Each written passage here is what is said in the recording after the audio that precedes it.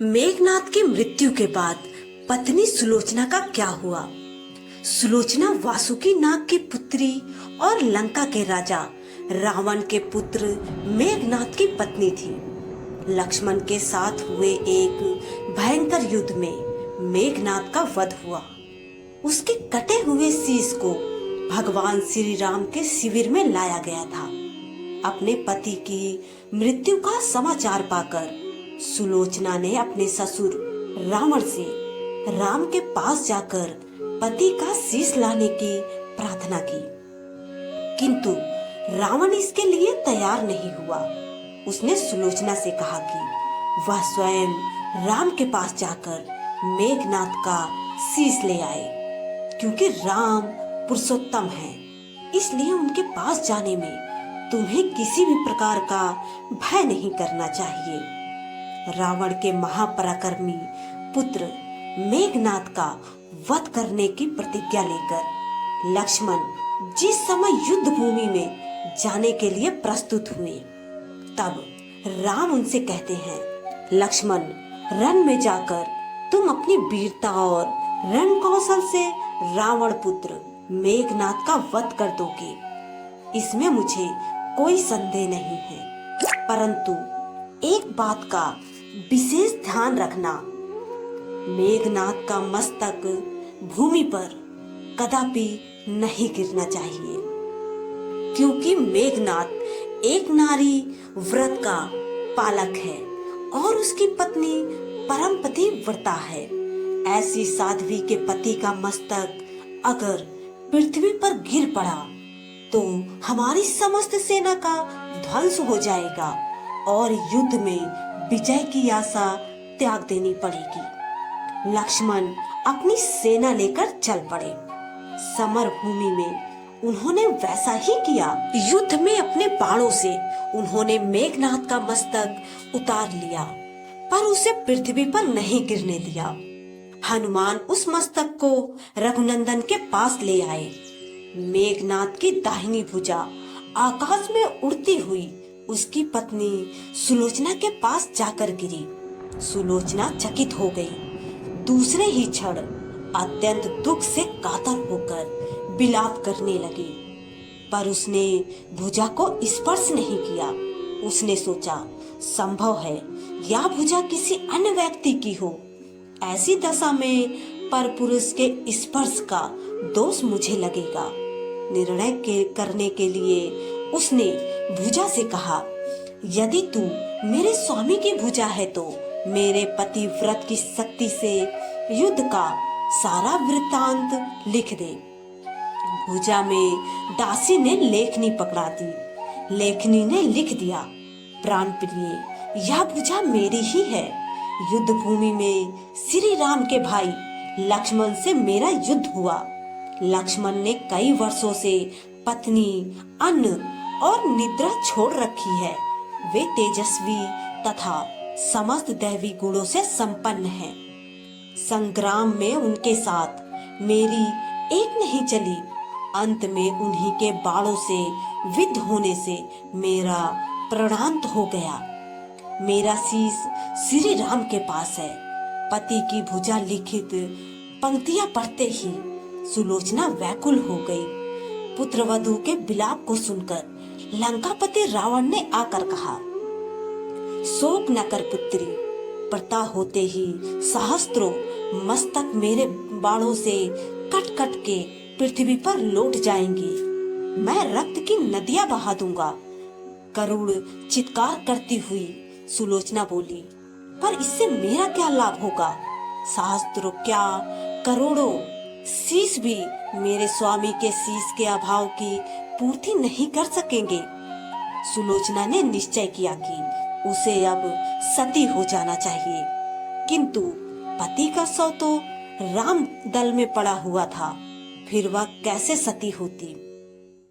जब अपने ससुर रावण से उसने अपना अभिप्राय कहकर अपने पति का शव मंगवाने के लिए कहा, तब रावण ने उत्तर दिया, देवी, तुम स्वयं ही राम दल में जाकर अपने पति का शव प्राप्त करो। जिस समाज में बाल ब्रह्मचारी हनुमान परम जितेंद्रिय लक्ष्मण तथा एक पत्नीवर्ती भगवान श्री राम विद्यमान है। उस समाज में तुम्हें जाने से डरना नहीं चाहिए। मुझे विश्वास है कि इन स्तुत्य महापुरुषों के द्वारा तुम निराश नहीं लौटाई जाओगी। सुलोचना के आने का समाचार सुनते ही श्री राम खड़े हो गए और स्वयं चलकर सुलोचना के पास आए और बोले, देवी, तुम्हारे पति विश्व के अन्यतम योद्धा और पराक्रमी थे। उनमें बहुत से सद्गुण थे, किंतु विधि की लिखी को कौन बदल सकता है। आज तुम्हें इस तरह देखकर मेरे मन में पीड़ा हो रही है। सुलोचना भगवान की स्तुति करने लगी। श्री राम ने उसे बीच में ही टोकते हुए कहा, देवी, मुझे लज्जित न करो। पतिव्रता की महिमा अपार है, उसकी शक्ति की तुलना नहीं है। मैं जानता हूँ कि तुम एक परम सती हो। तुम्हारे सतीत्व से तो विश्व भी थर्राता है। बताओ कि मैं तुम्हारी किस प्रकार सहायता कर सकता हूँ। सुलोचना ने अश्रुपूरित नयनों से प्रभु की ओर देखा और बोली, हे राघवेंद्र, मैं सती होने के लिए अपने पति का मस्तक लेने के लिए यहाँ पर आई हूँ। श्री राम ने शीघ्र ही ससम्मान मेघनाद का शीश मंगवाया और सुलोचना को दे दिया। पति का छिन्न शीश देखते ही सुलोचना का हृदय अत्यधिक द्रवित हो गया। उसकी आंखें बड़े जोरों से बरसने लगी। रोते रोते उसने पास खड़े लक्ष्मण की ओर देखा और कहा, सुमित्रा नंदन, तुम भूल कर भी गर्व मत करना कि इनका वध आपने किया है। मेरे स्वामी को धराशायी करने की शक्ति विश्व में किसी के पास नहीं थी। यह तो दो पतिव्रता नारियों का भाग्य था। आपकी पत्नी भी पतिव्रता है और मैं भी पति चरणों में अनुरक्ति रखने वाली उनकी अनन्य उपासिका हूँ। पर दुर्भाग्य से मेरे पति एक पतिव्रता नारी का अपहरण करने वाले पिता का अन्न खाते थे और उन्हीं के लिए युद्ध में उतरे थे। इसी से मेरे जीवन धन परलोक सिधारे। सभी योद्धा सुलोचना को राम शिविर में देखकर चकित थे। वे यह नहीं समझ पा रहे थे कि सुलोचना को यह कैसे पता चला कि उसके पति का शीश भगवान राम के पास है। जिज्ञासा शांत करने के लिए सुग्रीव ने पूछ ही लिया कि यह बात उन्हें कैसे ज्ञात हुई कि मेघनाद का शीश श्री राम के शिविर में है।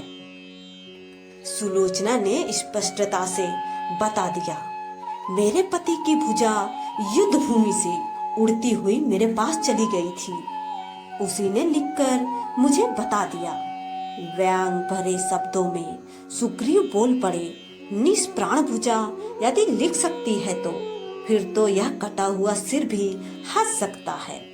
श्री राम ने कहा, व्यर्थ की बातें मत करो मित्र। पतिव्रता के महात्म्य को तुम नहीं जानते। श्री राम की मुख कृति देखकर सुलोचना उनके भावों को समझ गई। उसने कहा, यदि मैं मन, वचन और कर्म से पति को देवता मानती हूँ तो मेरे पति का यह निर्जीव मस्तक हंस पड़े। सुलोचना की बात पूरी भी नहीं हुई थी कि कटा हुआ मस्तक जोरों से हंसने लगा। यह देखकर सभी दंग रह गए। सभी ने पतिव्रता सुलोचना को प्रणाम किया। सभी पतिव्रता की महिमा से परिचित हो गए थे। चलते समय सुलोचना ने श्री राम से प्रार्थना की कि भगवान, आज मेरे पति की अंत्येष्टि क्रिया है और मैं उनकी सहचरी उनसे मिलने जा रही हूँ, अतः आज युद्ध बंद रहे। श्री राम ने सुलोचना की प्रार्थना स्वीकार कर ली। सुलोचना पति का सिर लेकर वापस लंका आ गई। लंका में समुद्र के तट पर एक चंदन की चिता तैयार की गई। पति का शीश गोद में लेकर सुलोचना चिता पर बैठी और धधकती हुई अग्नि में कुछ ही क्षणों में सती हो गई।